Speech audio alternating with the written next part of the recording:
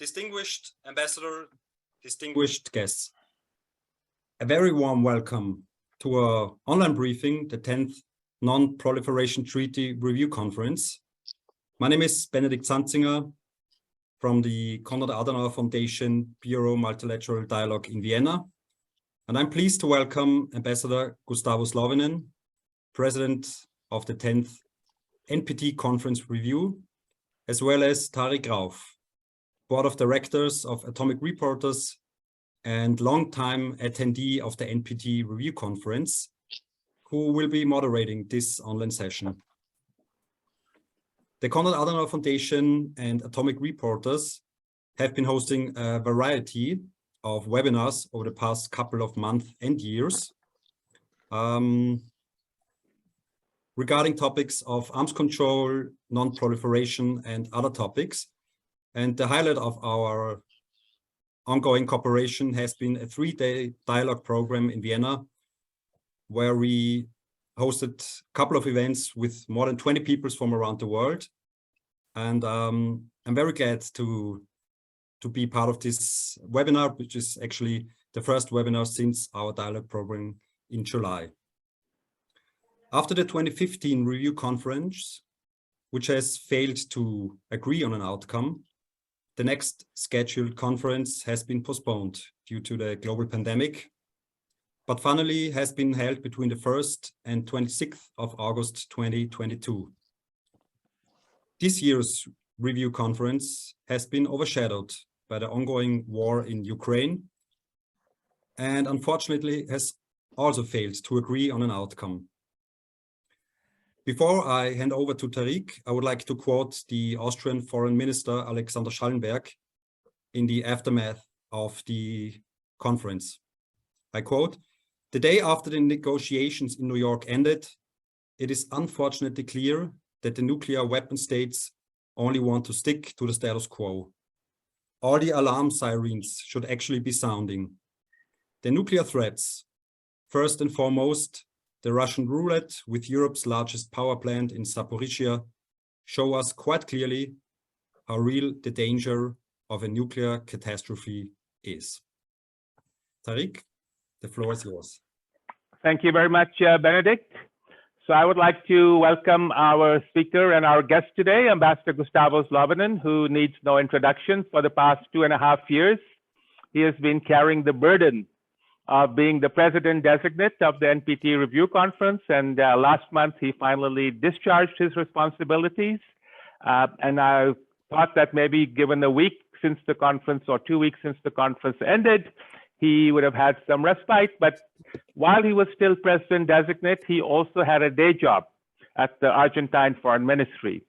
So Ambassador Gustavo Zlauvinen in an earlier stage in his career was Deputy Foreign Minister of Argentina. And I met him when he was the representative of the IAEA Director General to the United Nations in New York. And during that time, he was representing the IAEA in the Security Council, especially with regard to activities of disarming Iraq at that time. So I'm very pleased to welcome Gustavo. Now that you've had about 2 weeks to think about the previous month's experience, what would you say is your current feeling at the moment? Thank you, Tariq. Thank you for organizing this workshop, and thank you to the Konrad-Adenauer-Foundation for also the support. And I believe that these type of dialogues are very important to make an assessment of what not only what happened, but where we stand and how we should look forward to the next review cycle. Yes, it's almost 2 weeks since we finished the 10th NPT Review Conference, and still, just all the emotions and feelings about what happened still are seeping in.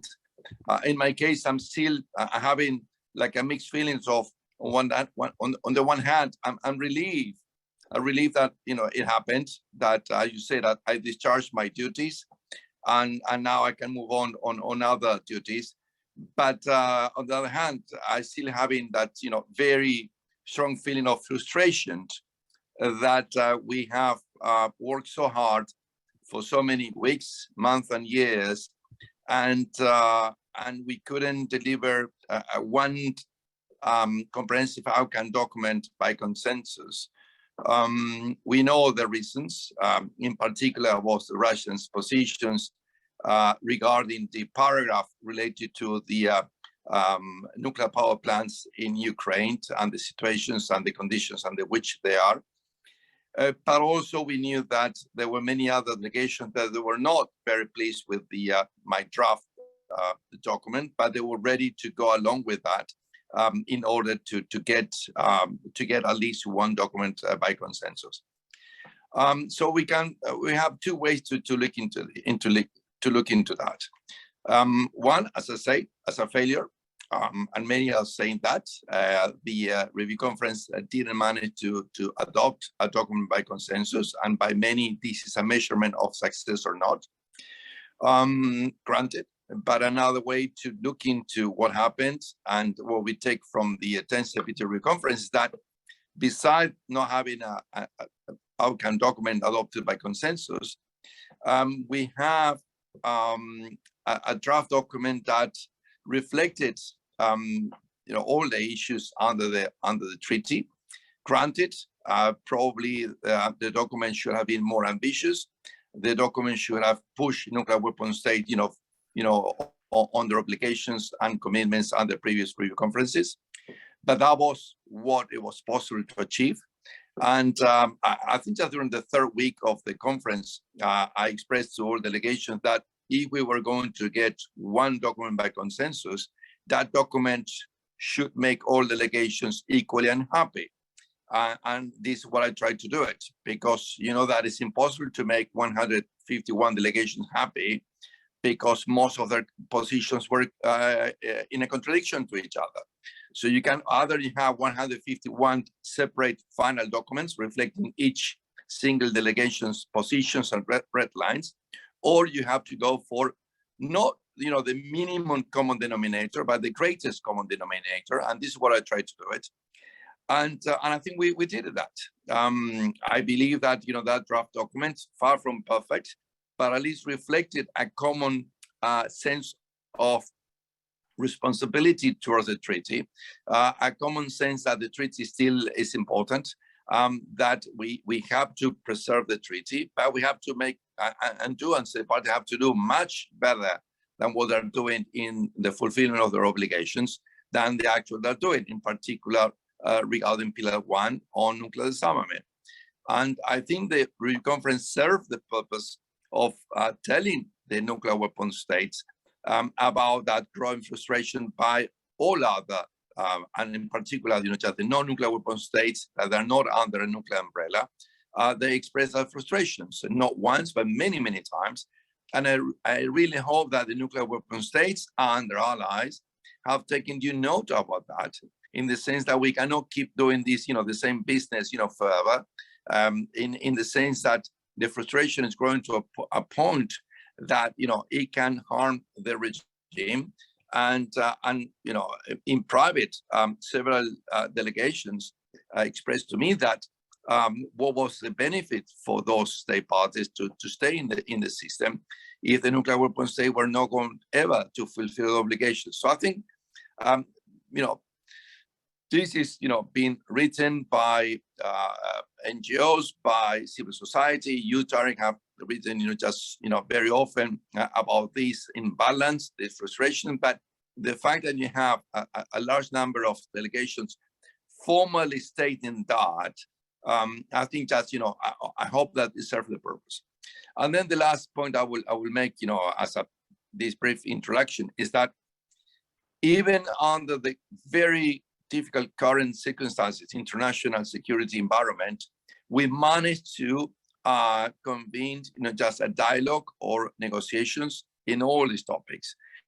And Russia was over there, China was over there, the US, Iran, and many others. They disagree on many issues, but at least, we have them in the same room, at the same table. And they were able to express their positions and to listen to each other.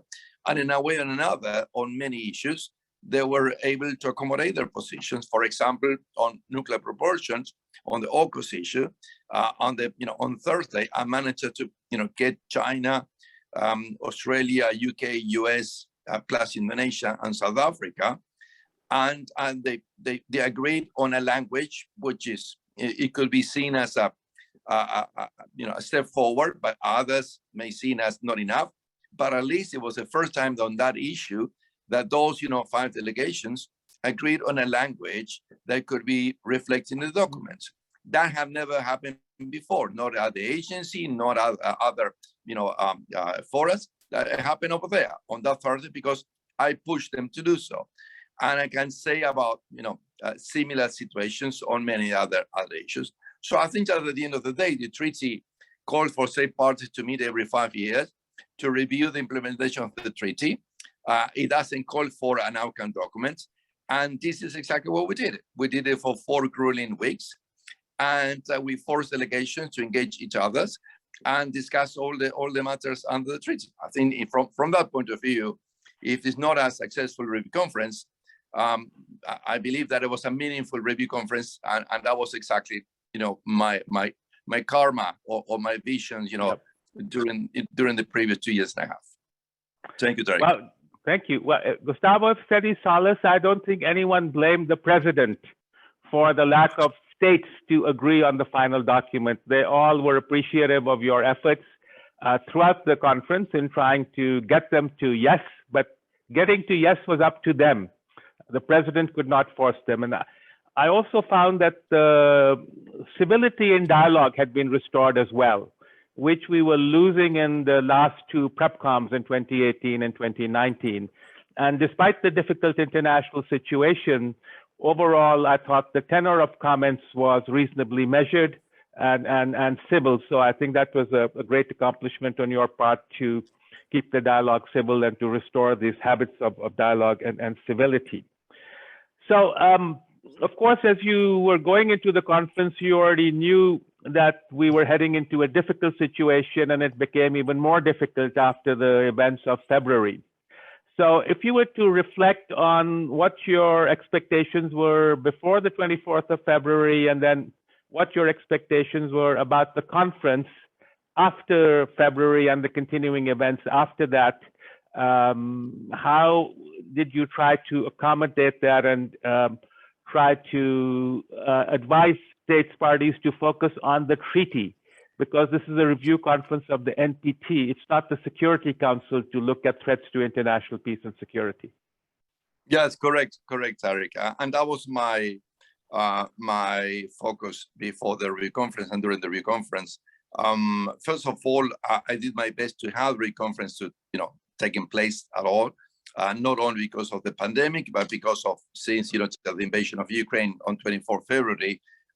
The international environment have changed so dramatically that there were even doubts that the conference weren't going to take place. And I have to say that for a while, I thought it was going to open the review conference, and then it was going to be the matter of procedures were going to be blocked, at least by 1 delegation, and therefore going to be in the same scenario as the 2005 review conference, in which there was no consensus on the program of work or the agenda for 2 weeks or more, and that our good friend Sergio Duarte, couldn't start just the substantive discussions for the review conference until very late into that game. And I was so afraid that that situation was going to happen to the 10th NPT Review Conference. So I think just my efforts were to avoid that situation, and knowing that still the chances of having or getting an outcome document by consensus was very slim. But at least I wanted to give the state parties the chance of meeting, as I say, discussing, engaging themselves, even disagreeing. I was never afraid of delegation disagreeing very openly on points of importance. I think that's the process itself is about that. But to have the process, for me, at one point, it was more about the process, having the process, and then looking into the results. So I think that was my priority. get the process going on, resolve all the procedures issues, resolve from day one, and then let delegations express their views, and yes, correctly, and I push them just to to do it in with civility, with respect, of course, disagreeing on matter of substance, but you can disagree, but with in a way that you don't need to attack the others. And I think we managed to do that with one exception, obviously, because it's the war in Ukraine. It's so awful, and that was, I think, just the only heated exchange of views and positions between the Russian delegation and Ukrainian delegations, were probably the exception to that norm. But aside of that, all the other delegations took the floor in a very moderate way. For example, between China and the US. And remember that into the first week of the review conference, the trip by Congresswoman Pelosi to Taiwan changed drastically the environment, or not only at the conference, but just in Asia. And I thought that the Chinese delegation was going to be much more aggressive on that. And I talked to them and I said, please, try to isolate, just in the conference from that. And I think that they managed to do that as much as possible. The US too. So I think just, we managed to do it what we were supposed to do it. And yes, just up to the last moment, always I was afraid that one or two delegations wanted to start making point of orders to disrupt the discussions and to deal with procedures matters and not with the substance. And I think that we avoided that up to the last minute. Mm-hmm. Yeah, so that's a good point you made, because a lot of people were concerned that there might be problems in even adopting the agenda. So I'm glad that you got that out of the way right at the very beginning. So as you mentioned, and as we all know, it's usually main committee one issues on nuclear disarmament that tend to dominate the discussions at the review conference, and also dominate whether or not we get a final document. So the nuclear weapon states issued a statement at the level of heads of state or leaders in January that a nuclear war cannot be won and therefore shouldn't be fought. But then there were divisions between the nuclear weapon states, with 3 on one side and 2 on the other side. So during the review conference, did you meet with the 5 as the 5, or did you meet with them separately or in different groupings to try to move them to agree to something more substantive? Because there was a reluctance to agree to any benchmarks, to any timelines, to any accountability. The only benchmark that was agreed was to have a new treaty to follow New START before February 2026. The rest was just aspirational language. Yes, prior to the review conference, I had met in person and virtually with the P5, or in that process, the P5 process related to the NPT, and where I expressed my views and the need for the nuclear weapon states at the review conference to come with, just more proactive positions and be ready to accept, concrete actions demanded by the non-nuclear weapon states, including on the benchmarks, timelines. But I have to say, even before the reconference, and I think that all P5 agreed on that point, they were not ready to accept that. And they told me in Paris, they told me in London, and then in a virtual conference I held with them before the reconference, they were not ready, never having in a position to agree on that. When I spoke to the nuclear weapon states individually, some of them, they were a bit more open to that, but at the end of the day, none of the 5 ever say that they were ready to accept benchmarks or timelines. So I knew that it was a no-go, and that continued during the reconference, not in the format of the P5, because they didn't, I understand that didn't meet as a P5 at the reconference, nor they requested a meeting with me as a group. I met with all of them individually. But I knew that it was UK, US, and France, like a P3, they were coordinating among themselves. And then I would say you have, a P3 plus P1 plus P1. I don't think it was so much coordination between Russia and China. Probably they agreed on tactical issues, but I don't think there was an overall strategic coordination. I don't think so. both delegations have their own instruction, they have their own red lines, they have their own interest, national interest. I don't think they coordinated, as I say, strategically. I believe that the P3, they were much more on that front. So therefore, it was very difficult to have a sense of what the nuclear weapon states were going to do it at the end of the conference. So I have to do it bilaterally. But again, if getting benchmarks and timelines was almost, it was impossible before the conference. During the conference, and because of the war in Ukraine, plus the tension in Taiwan, I knew that it was going to be a no-go. But granted, we have to continue demanding that, and I asked them individually to accept those things, but it was impossible. So what we tried to focus instead of that was to strengthen the review cycle, but in particular the transparency of and what the nuclear weapons say they have to provide in their reporting. I know that is too little, but I think as many NPDI and other delegations were trying to get something out of the nuclear weapons states on that. And I think that the main problem over there was China. China was very, very openly against any improvement of the national reporting on transparency, in particular, mentioning that the report have to include, the size and content of the nuclear arsenals, and they were very much against that language. But I managed to preserve that language in my own draft. You will see that it is included, and that was a very difficult negotiation with China on Thursday, in which I told them I was going to keep that expression, that it was. We have to give the non-nuclear weapon states something, even as small as that.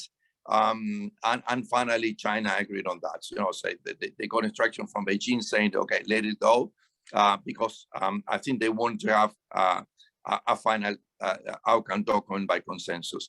But again, I think that the focus was much more to get more on transparency, more reporting, more kind of peer review during the review cycle. I think we're in a position to do so. I think we can save that part. I think so. And obviously the other effort was made into nuclear risk reductions. I know that this is not a supplementary, this is not a substitute of nuclear actual work on nuclear disarmament, but under the current circumstances, many delegations thought that, but I think we should also pay attention to that. And Switzerland did an amazing job on that. I think that, again, China wasn't very open to have a long list of actions that nuclear risk reduction should include. And then at the end of the day, the agreement was, well, just less, shrink a bit that list and let it to the process itself to decide what will be those actions. But at least, there was a common understanding that, probably under the current circumstances, nuclear risk reductions is something that for many delegations is something that we should working on it, as I say, that separate from pushing for nuclear disarmament. Good. So this is a big subject and we don't have time to go into more details. I'll come on to another one. On the side of the non-nuclear weapon states, there are now several cross-cutting groups. So there is the Stockholm Initiative, there's the Non-Proliferation and Disarmament Initiative, there is the New Agenda Coalition, there's also the Non-Aligned Movement, and then, of course, the states parties to the Treaty on the Prohibition of Nuclear Weapons. On some issues, they have some commonalities, but on other issues, they have different views. So given this diversity of views, how did you try to sort of negotiate between these different competing views on the side of the non-nuclear weapon states? No, it's true. What you said is very true, and is showing that it's a new dynamic in the composition of groupings across the memberships of the nuclear, of the non-nuclear weapon states. I think that is welcome in the sense that it shows that state parties are really engaging each other on these important issues. But on the other hand, it's complicating the matters when it comes to negotiations. Most of those groups or groupings, they share basic positions, but then they disagreed on how to or the priorities on the main issues.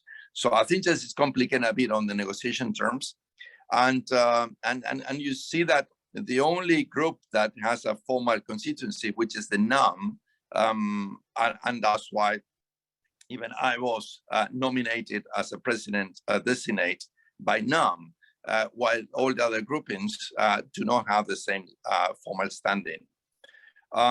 But I believe that it's complicating the negotiation process a bit more. Many state parties are members to two or more of those groupings. You know, for example, you can be, I think Indonesia is a member of, you know, NAM, obviously, as the coordinator, but also NPTI, and then NAC. So you have a cross-cutting, you know, membership of the ASEAN. I feel it was a bit, you know, complicated to not to negotiate because there was, I never negotiated with those groups, you know, I always negotiated with state parties, but just to reaching out to them, it implied obviously much more involvement by the president, in the sense that, you know, I kept, you know, trying to meet, you know, with at least representative of those groupings almost every other day.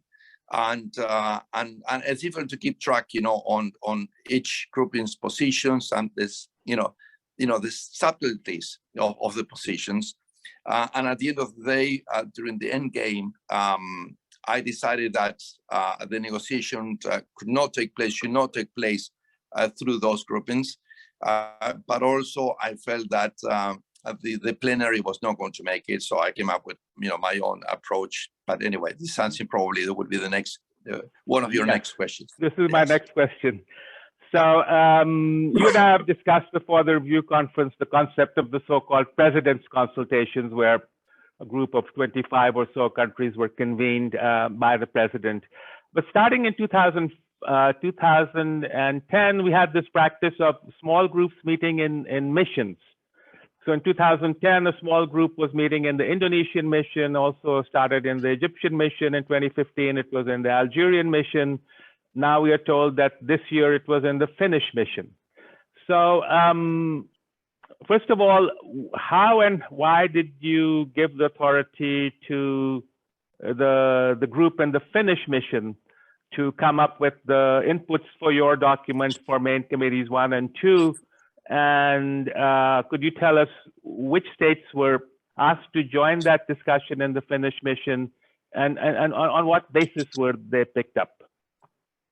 Sure, Elias. I mean, look, you know, during the 2.5 years as president designate, I talked to many experienced colleagues, including yourself and others who have been involved directly in previous review conferences, and former presidents, and even, you know, former secretary generals of the conferences about the different formats for the end game of the review conference. I knew that it's going to be very complex, and I looked into the different options they have used previous presidents. But, you know, just I knew that no review conference is similar to the previous ones, that each one has its own dynamics and political, and they're working under different political environments. Relationships between the parties are different from one review conference to another. So I knew that probably have to improvise or make a melange of approaches taken by previous presidents of review conferences. Second, I mean, personally, and I said this, you know, on many occasions, I've been always against the small groups, you know, drafting documents or proposals for a conference. Many years as ardent delegates and representatives, and not being part of those small groups, I really felt that it was like it was not the right way to conduct multilateral negotiations. But also, I knew that you know, on some occasions it could be helpful to get some smaller groups look into some particular issues and then bring those results into the larger rooms. So I kept, you know, just, you know, I didn't make my mind up to the very end. I didn't want to, and I've been approached by many delegations asking me to include them in the chair's friend or the president's friends group if I were going to establish such a friends group? And I say no. I don't like the concept of the president's friends. First of all, no one is my friend. My friends are not in the review conference. They're outside. They are in my hometown and maybe in Buenos Aires. So we are not talking about friends here. We're talking about colleagues. And secondly, I didn't like that concept. As I have to say, for the first 3 weeks, I've been pushed by many delegations to establish such a group, and I say no. And even by the secretary advised me at one point, maybe just to look into that. Now, I will say that by mid of the third week, when I got the reports by the chairs of the main committees and subsidiary bodies, and I saw that, and I made an assessment with my own team, that at that pace, and that so many important issues were still opened, and there was no way to get a compromise language at the main committees and subsidiary bodies, that if I were to wait until the following Monday of the last week, to get everything and to work on my own language, we're not going to be in a position to have even a slim chance of getting a document by consensus. So I reached that conclusions. I wasn't happy. I thought that by Wednesday, the third week, we're going to get at least 80% of the work done, and more or less a language kind of agreed, so that I could focus on dealing with the last 20%, the most difficult 20% of the issues. But it was the other way around. By Wednesday of the third week, it was only 20%, if at most, of the issue have been resolved at the level of the main committees of the bodies, and that 80% was totally a mess. And then I realized either I will continue with that process, and it will have no chance of getting a document by consensus, not even close to that, or to do something else. And what I did, it was like a mix of things, a mix of previous experiences. I approached, just Finland. Jarmo Pinonen, I know him for many years, and he's an astounding professional in Finland for many reasons. And I asked him whether he would volunteer to give me a hand, just to, to try to look into the main issues from a different angle, and see whether that could fit into my own process of the plenary. And I will take it or leave it. I will take some elements or not, but just give it a shot. And he thought about that. He, obviously he had to ask for instruction in his capital and finally say yes. And then, together we sat and we put up just a list of countries that we thought reflected the whole spectrum of those groupings that you mentioned.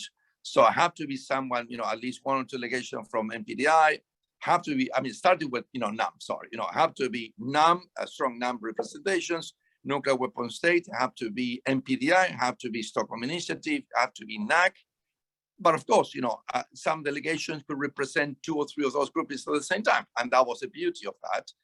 And even, a couple that they were not in any of those groups, but also geographical distribution. So you name it. I was trying to do it, and Jarmo was the one.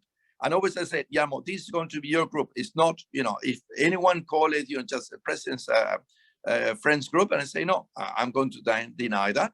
I'm asking you to help, but you run it, and you invite them, but I will bless it. And I say that, and I went.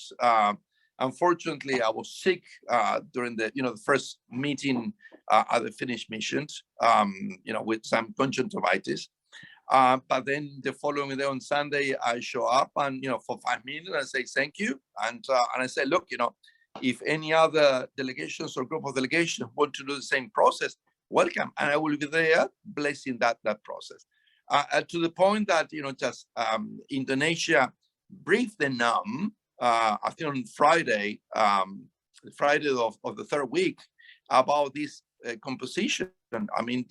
This group, facilitated by Finland, and before that, Indonesia asked me whether they could share that information. I said, by all means, I'm transparent. I'm not going to hide anything. But if any other delegations want to be invited, it's a matter of limiting the number, not because you want to be discriminatory. It's because either you go to a group of 20 and see you can resolve some of the hot potatoes, not even resolve, provide some inputs for me to try to resolve them with the at the plenary, or forget it, or we continue working at the level of the plenary. And Indonesia informed the NAM. None from NAM complained about these groupings. None. I got a request by 2 WEOC delegations that they want to be included, and I say no. That's it. It's not my call. I said, it's Finland. But if I were to ask me, if Finland were to ask me, and Finland asked me, whether the other 2 delegations could be included, I said, look, if you start including 2 more WEOC, you have to include 2 more from NAM, and then you start multiplying, and then at the end of the day, you're going to end up with a group of 40, and then forget it, And they understood and over complained, and in that, just groups, as I say, facilitated by Finland. Iran was there, and Iran engaged with the Americans. Chinese engaged with the Americans. The Russians was the only time outside of the main committees, and the plenaries, in which the Russians were allowed to, in informal, or that they made with other delegations in their groups. The Russians were over there. Yes, I think that was a honest attempt by Finland and myself to see whether we could resolve some of the most important issues. And I believe that they didn't resolve all the issues, but I think that they came very close to what a compromise language could look like. And therefore, Jarmo was giving that language to me with options, or say, well, here still you have to resolve this. Here you need to reach out to other delegations. Yeah, it was like just having like an X-ray. So they helped me to have an X-ray and say, okay, where is need more attention? Where we can maybe just, I can, close a deal with, key delegations. So, and I asked them just to look into all the issues under the 3 pillars, but it was impossible. I knew that how we resolve, in particular, pillar 1, I knew that we were going to have a very good shot at having an overall comprehensive document by consensus. I knew that was the key. And I asked him, just focus on pillar 1. And if you do it, then just pillar 2, pillar 3, I can handle. And I asked, to the chair of main committee 3, Ingeborg Dennisson, to keep working even after the main committee 3 finishes work. She continued doing an amazing job, like a similar group, but not on the mission, but it was at the 30th floors at the UN with her own amazing teams and engaged with delegations. And basically, just what, I submitted in my final report. Pillar 3 is a reflection of that amazing work by Ingeborg and others. So it was a mix of things. But just in parallel, there were delegations approaching me, for example, on the Middle East. And I said, guys, meet with whatever delegations relevant are. I'll try to fix it up. I'm not going to do it for you. So Iran approached me several times, said, you have to talk to the Egyptians. I talked to the Egyptians, said, please talk to the Iranians. They did it. As I talked to the Americans, you have to handle that. I'm not going to do it. I'm not going to set up a small group of that. You have to do it. And they handled in a way that maybe it was not the best way. And I have to recognize that, And then you just DPRK, again, China's approached me and said, what's going on DPRK? So, well, you have to, meet with, the Japanese, meet with Americans colleagues and talk about that. And finally, they did it. They have not even talked among themselves, until I pushed them and I talked to the Americans and the Japanese and I say, please go and talk to our Chinese colleagues about DPRK. And they did it and the language was okay. Yes. So again, it was not that, that the issues were not handled at the plenary because, and that's, I think that confused delegations because I said, I will continue, dealing with all these issues in the plenary. I will give every delegation the chance of, sorry, can you hear me now? Yes, we can hear you. Yeah, okay. of expressing the views. And if in the plenary there were to be an agreement on a language on any of those issues, and I would have taken that language over whatever the process in Finland, yes, at the Finnish nation, yes.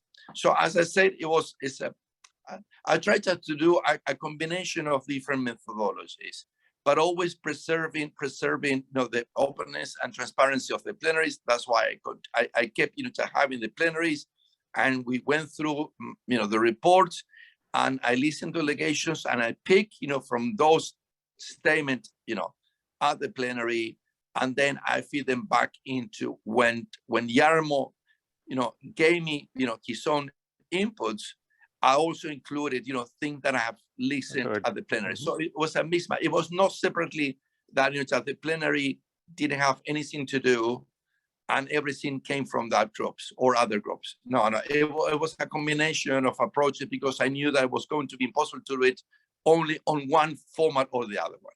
Sorry for a long answer. No, but that's very good. I think that's a much needed clarification because a lot of people really didn't fully understand the process, and the way the structure is that not all the coordinators of the groups necessarily brief the group. So many smaller delegations in particular really were in the dark. So let me come to some questions that were put up. So we have a question from Ambassador Doug Roach of Canada. And he's citing our former boss, IAEA Director General Albarrade, who I think I forwarded you his comment, where Albarrade said that the ugly truth is that the nuclear weapon states have no intention to disarm. Rather, the trajectory is toward more sophisticated nuclear weapons. And I'll also put in a question from Ambassador Carlo Trezza of Italy.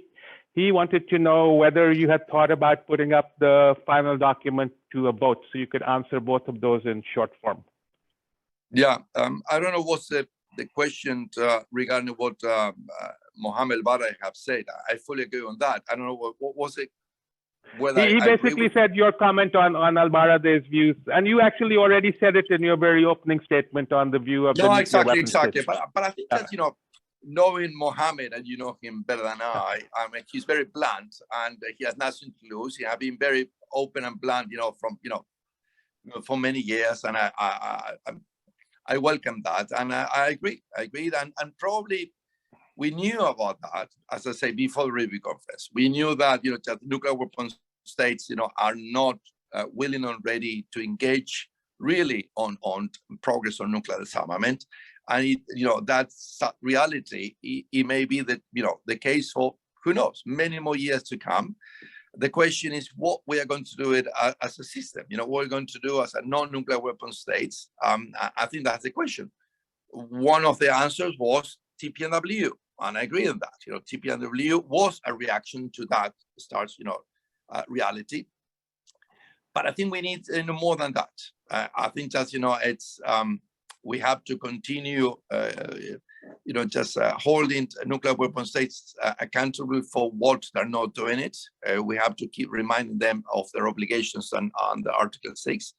But I think we have to engage with them, not just to make the life easier, but I think there are many non-nuclear weapon states that have a very close bilateral or groups relationship with just nuclear weapon states in one way or another. I think we have to use that. Germany, Sweden, and you name it. Canada and many others. That I think just if they can include in their bilaterals, the issue of nuclear disarmament, I think just it may start just reaching base. They call, and in particular in the US. In the US, always I told the US that they have the moral responsibility to show leadership on these issues. Yes, I think that it's impossible now to call Moscow and ask Moscow to start making concrete progress on nuclear disarmament. But I think we can do it in Washington. And if we do it in Washington, if we get some positive reaction in Washington, you can get probably in London, a bit more difficult in France, but you may. And then you will put just both Russia and China in a very difficult situation. I'm not saying it's going to be easy, but I'm saying that we have to be more pragmatic. I think we have to come up, aside of the very idealistic approach by the TPNW, which I celebrate, I think we have to come up with a much more pragmatic approach on how we we send the message, but at the highest political level, to, as I say, Washington in particular, that they have to show leadership under these difficult circumstances. And then, remind me the second question, sorry. The second question was from Ambassador Carlo Trezza, who wondered whether you had thought of putting up the final document up to a vote for adoption. I have to say, I was tempted. I was tempted to do so, but I was tempted to do so before knowing that Russia was going to block it. As I say, on the third week, when I realized it was going to be very difficult to have it, and then I was playing with that idea. I didn't share with anyone, but I thought that it could be to challenge the system, to shake the tree. But then, just I was advised, finally, when I shared this to the Secretary General of the conference and many others, that it could wreck the whole system. It will establish a really bad precedent. Okay. In particular, I thought of calling for a vote if at the opening of the conference, one or two delegations were going to challenge the procedures. And in order to avoid the same situation in 2005, I was really thinking seriously to call for a vote. And say that, call a spade, you want the conference or not? If you want the conference, then, approve the procedures and go and have the tough discussions on substance. Don't BS me on procedures. So I was really, very, very firm that I was going to maybe call for a vote had there been any challenge on procedures. It didn't happen, so I was very pleased. Now, on the outcome documents, I knew that calling for a vote, yes, or other delegations say that, well, just submit your document for adoptions and don't even wait for 1 second and hammer it down. I could have done it. I've been in a couple of conferences on other matters where the presidents did that, and it was havoc, because after that, those delegations were going to challenge. They were complaining and disrupting the whole process. And then what's the validity, the legitimacy of a document adopted in a rush by the president, knowing that at least one delegation was going to block it. And I think just the issue of having an outcome document by a vote or not, I think this is something that maybe the next review cycle have to look into that. It should not be the decision of a president. I think it has to be a decision by state parties. The treaty allows for this. I mean, the rules of procedures allow for a vote, and you have the same procedures as the UN General Assembly, so you can do that. Now the question is, what is better to have an outcome document adopted by a vote, 130 to because you're going to have abstentions, you have others against, like General Assembly resolutions, or have no outcome document at all. I don't know which one is the worst scenario. So I decided not to push that. I don't think it's up to a president to decide that. Mm-hmm. It should be a decision by state parties. So in response to the first question, you mentioned about pragmatic approaches, and I think you said TPNW wasn't very pragmatic. I think our friend Ambassador Alexander Clement would take issue with that. He would argue that the humanitarian initiative and the TPNW are very pragmatic, and they are bringing to the fore the dangers of nuclear weapons and the existential threats posed by nuclear weapons. And since in the NPT Review Conference, they are not getting much, the thought that going down the route of the TPNW is a good interim measure. Fine, I'm not going to get into that. That's okay. My view, and that's my view. Yep. So we have a question from Anton Kholopkov, who's the director of the Center for Energy and Security Studies. He says, how do you see the major lessons from the recent review conference for the next review cycle and the 11th review conference? Thank you. I believe that we can take many good lessons from the previous review cycle. For once, I believe that the use of virtual informal consultations, it helped me a lot. I think it was the first time that President-designate managed to get consultations across the board not with regional groupings, that it was the case in the past, that the president designate will meet with NAM and separately with WEOC and separately with Eastern European groups, and then with a group of one China, because of the necessity due to the pandemic. I decided just to have the informal consultations with all groups. I would have it, with the groups separately, but then with all state parties. And I think I held 5 or 6 such virtual informal consultation with all state parties, and all state parties told me that they found them very important and very helpful. So I think that's one lesson that probably the next president can use. Second, engagement with civil society, and thanks to UNODA and other partners like CIPRI and NTI and yourself, Tariq, that they organized a very important number of webinars on several matters of substance under the treaty that they were going to be the hot potatoes of the review conference. And that helped me to listen to not only to delegations, but also to experts, and get much more into the details and the nuances of the issues. So I welcome that, but also it helped,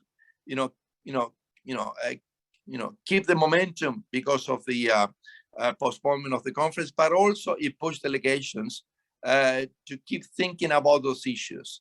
If not, delegations, have the tendency of, procrastinating, they will get into the instructions and the positions like 1 month before a conference, yes, and that's happened in most of the issues that we deal with, yes. So I think having webinars, having informal consultations every month, it forced delegations to keep thinking and get instruction from the capitals on these important issues. I think those are the 2 main issues that I will say that can be used. And then a third one, I don't know whether it will be possible, but I benefited tremendously from the additional time I had as a president designate. And normally a president designate is appointed 1 year before the review conference. I mean, it's good time, but if just state parties were to appoint a president designate even a bit earlier than that, and even overlapping with the chair of the 3rd PrepCom, I don't see a problem with that. So we will have, to the president designate even attend, the last PrepCom, already engaging with delegations. I think will give that person, he or she, better chances of, knowing, very acquainted with delegation, which in my case was a tremendous help, in the sense that I believe that for 2.5 years, I built trust with, all delegations. I knew almost every single delegate in the room, and that helps a lot because it was on a personal basis, and it helps so much during, the difficult times of the end game. I had the WhatsApps of, I would say, all the head of delegations. I started sending WhatsApps. I could, just arrange for urgent bilaterals with any delegations in 5 minutes. I would send a WhatsApp to the head of the delegation, say, hi, whatever the name, I need to see you 5 minutes, and they will do it, yes, because we knew it, and then have coffee with them. You have seen me, or those who were at the review conference, you may have seen me that every day I will be in the delegates lounge having coffees with 10, 15, delegations. I will be at the main committees, listening to that, but also talking to delegation. I think that's, at least in my view, this is what a president have to do it. And if a president, he or she, gets to know all the delegations, well in advance, and building up that rapport, and at the end of the day, trust, I think will help that president a lot. Yeah.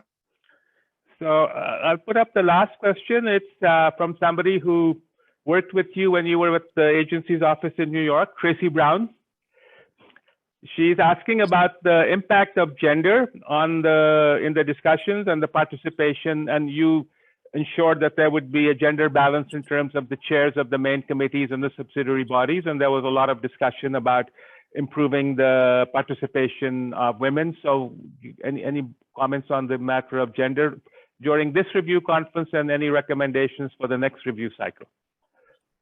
Yeah, thank you to the question posed by Tracy.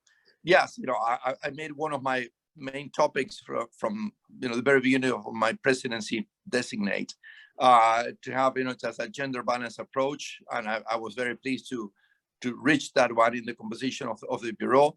And I have to say, that they perform amazing well. It was a 50-50% gender balance in the bureau, and I have to say, just always like Ingeborg Denison, but also Annika as the chair of subsidiary body 2, or Dominika Kreuz.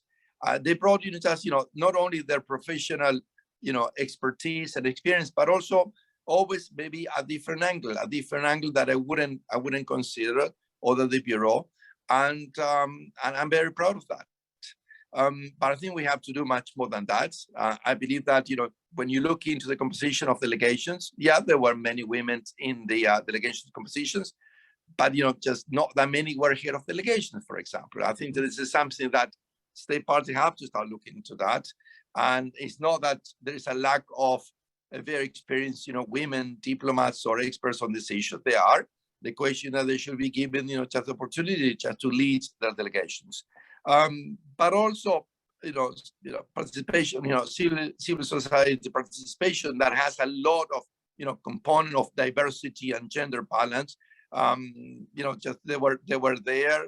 I know that many, they were very frustrated and disappointed that they were not allowed into the rooms when we have our informal plenaries. And I'm very, very, I was very upset when I learned about that. I couldn't change the program of work that was decided by the state parties.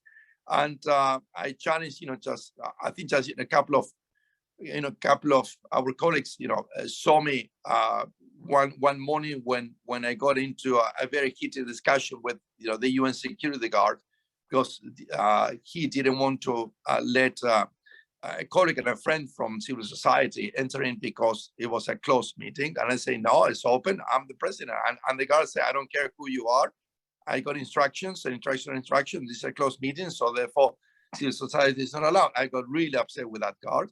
It was not his fault. I got upset with the system. And then I asked just Johan Tudor, Secretary General of the conference, to tell me, how to change the rules. And the only way to change the rules were for one or several delegations to take the floor and ask for an exception to the rules to be adopted, in which civil society will be allowed to attend closed informal plenaries. And unfortunately, we didn't get it. The chances of that motion being challenged and lost, I think that it was greater than trying to that.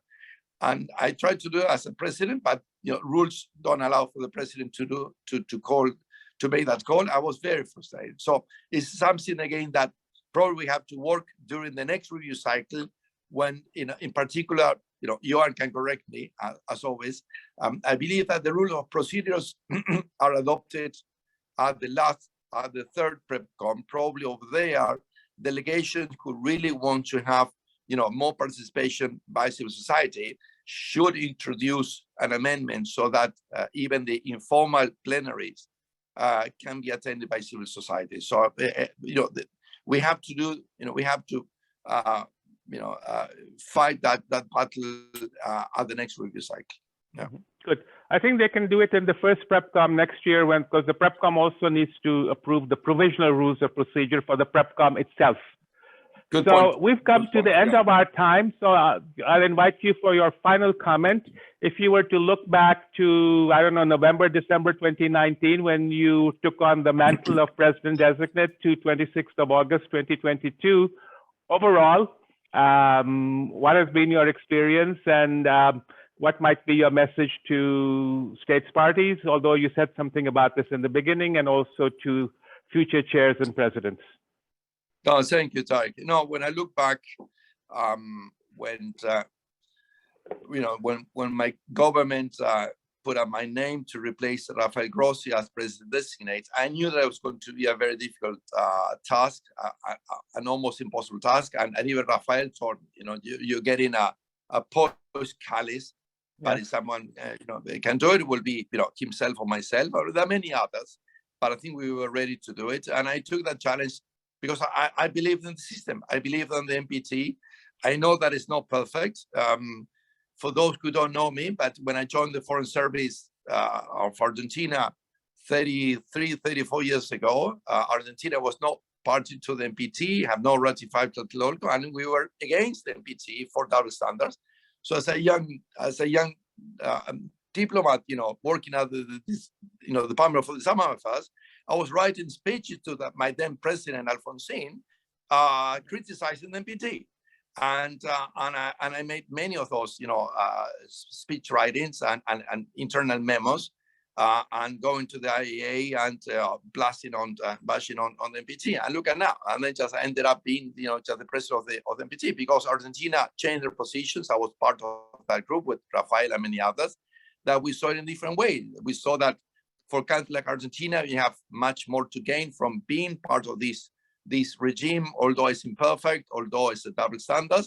But at the end of the day, we believe that, and I do believe that it's better to be in this imperfect regime and keep, just demanding the nuclear weapon state to fulfill their obligations. But in the meanwhile, to fulfill our own obligations of non-proliferation. At the end of the day, that's the trade-off, or at least the two main elements of the treaty is about that: is pushing for nuclear disarmament while preserving the non-proliferation systems, and of course promoting peaceful uses. But I believe that, and that's why I took up the job. I knew, knowing that was going to be an impossible job, but I do believe in the system. So I changed. I became from a very skeptical anti-NPT into, one of the strongest, defenders, even if the nuclear weapon states are not fulfilling the obligation under Article 6. I'm defending the system. I'm defending the NPT, because I believe that if the NPT were to collapse today, I don't think we'll ever were to get any treaty talking about nuclear disarmament that will ever be signed by any nuclear weapon state, less ratified by any nuclear weapon states. Not even, the NPT today will not pass the US Senate approval. As simple as that. Not today, not tomorrow, not in 2 years, not in 10 years. So I'm saying that I'm a staunch defender of the treaty, as imperfect as it is. And I'm very proud. I'm very proud that I serve as the president of the Review Conference. And it was an amazing experience. It was challenging, but it was worthwhile, just every minute of it. Yeah. Thank you.